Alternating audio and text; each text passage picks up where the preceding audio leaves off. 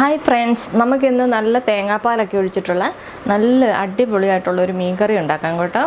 നല്ല ടേസ്റ്റുള്ളൊരു മീൻകറിയാണ്. മീൻകറി ഉണ്ടാക്കുന്നതിന് വേണ്ടിയിട്ട് ഞാനിവിടെ നെയ്മീനാണ് കേട്ടോ എടുത്തിരിക്കുന്നത്. 1/2 കിലോ നെയ്മീനാണ്. കട്ട് ചെയ്തതിന് ശേഷമുള്ള വെയിറ്റാണ് കേട്ടോ. മീൻകറി ഉണ്ടാക്കുന്നതിന് വേണ്ടിയിട്ട് മൺചട്ടിയാണ് എടുത്തിരിക്കുന്നത്. അതിലേക്ക് ഒരു 2 ടേബിൾ സ്പൂൺ വെളിച്ചെണ്ണ ഒഴിച്ചു കൊടുക്കാം.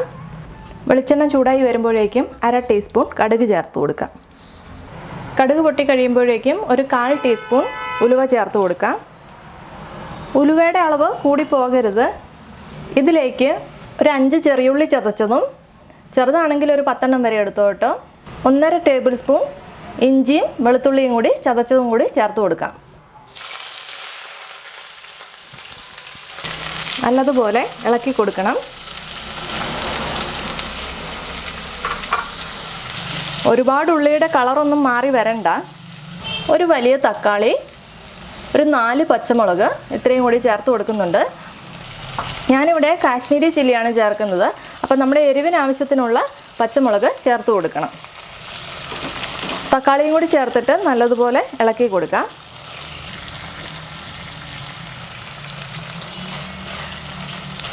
ഒന്ന് ചെറുതായിട്ടൊന്ന് വാടി വരട്ടെ, അതുവരെ ഒന്ന് അടച്ചു വെച്ച് കൊടുക്കാം. നല്ലതുപോലെ ഒന്ന് ആവി കയറിയിട്ടുണ്ട്.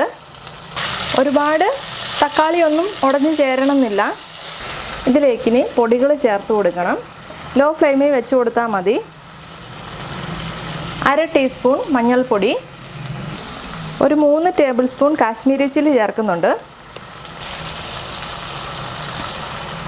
നന്നായിട്ട് ഇളക്കി കൊടുക്കണം.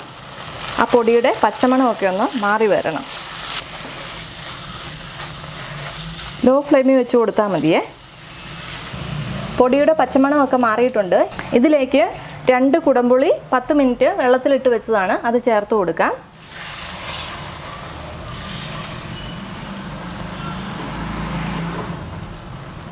ഒരു മീഡിയം ഫ്ലെയിമിൽ ഇട്ട് കൊടുത്തിട്ട് നന്നായിട്ട് ഇളക്കി കൊടുക്കണേ.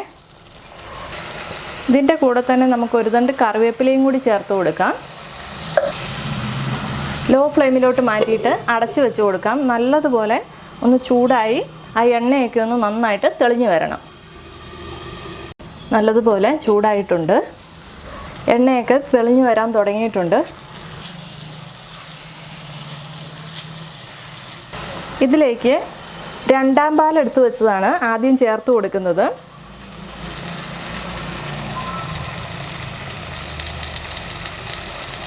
ഞാനിവിടെ എടുത്തിരിക്കുന്നത് ഒരു ചെറിയ തേങ്ങയാണ്. അതിൻ്റെ മുഴുവൻ പാലും എടുത്തിട്ടുണ്ട്. ആദ്യം ഒഴിക്കേണ്ടത് 2ാം പാലാണ്. ഒരു മീഡിയം ഫ്ലെയിമിൽ വെച്ച് കൊടുക്കാം.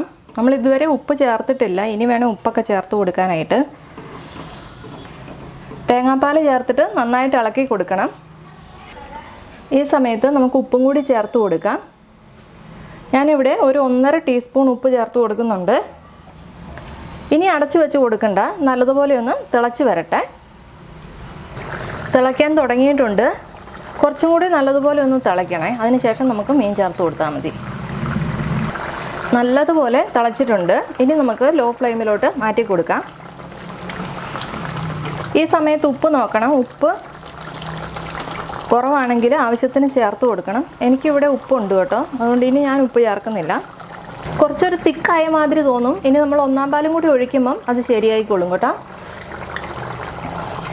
ഇതിലേക്ക് നമ്മൾ എടുത്തു വെച്ചിരിക്കുന്ന മീൻ ചേർത്ത് കൊടുക്കാം. മീൻ ചേർത്തതിന് ശേഷം പതിയെ ഒന്ന് ഇളക്കി കൊടുക്കാം. മീൻ കഷ്ണങ്ങളെല്ലാം ആ ചാറിലോട്ടൊന്ന് താഴ്ത്തി വെച്ച് കൊടുക്കണേ.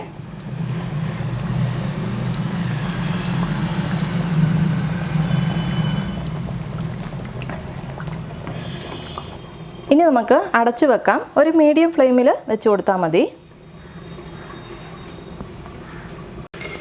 നന്നായിട്ട് തിളച്ചിട്ടുണ്ട്. ഇനി തവിയിട്ട് ഇളക്കണ്ട, ചട്ടി എടുത്തൊന്ന് ചുറ്റിച്ചു കൊടുത്താൽ മതി. ഇനി അടച്ചു വെക്കണ്ട കേട്ടോ. ഇനി നമുക്ക് തുറന്നു വെച്ചാൽ മതി. സൈഡിലൊക്കെ എണ്ണയൊക്കെ ഒന്ന് തെളിഞ്ഞു വരട്ടെ. അതിന് ശേഷം വേണം 1ാം പാൽ ചേർത്ത് കൊടുക്കാനായിട്ട്.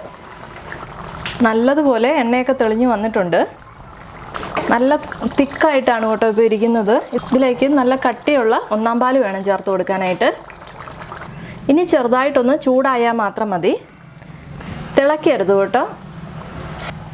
നല്ല തിക്കായിട്ടുള്ള മീൻകറിയാണ്. ഈ സമയത്തൊന്ന് ഉപ്പ് നോക്കിക്കോളുക കേട്ടോ. ഉപ്പ് വേണമെങ്കിൽ ചേർത്ത് കൊടുക്കണേ.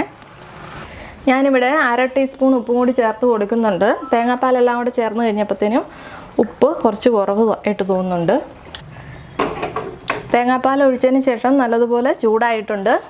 ഒരുപാട് തിളച്ച് വരണ്ട, ഇതേപോലെ ചെറുതായിട്ട് അവിടെ ഇവിടെയൊക്കെ ഒന്ന് തിളച്ചാൽ മാത്രം മതി.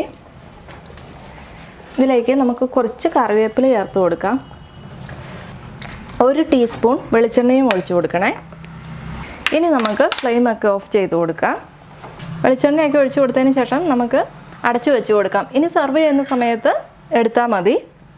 ഇഷ്ടപ്പെട്ടാൽ ലൈക്ക് ചെയ്യാനും ഷെയർ ചെയ്യാനും കമൻറ്റ് ചെയ്യാനും ഒന്നും മറക്കരുത്. ഇതുവരെ സബ്സ്ക്രൈബ് ചെയ്യാത്തവരുണ്ടെങ്കിൽ ഒന്ന് സബ്സ്ക്രൈബ് കൂടി ചെയ്തേക്കണേ. അപ്പോൾ മറ്റൊരു നല്ല റെസിപ്പിയുമായിട്ട് വീണ്ടും കാണാം. താങ്ക്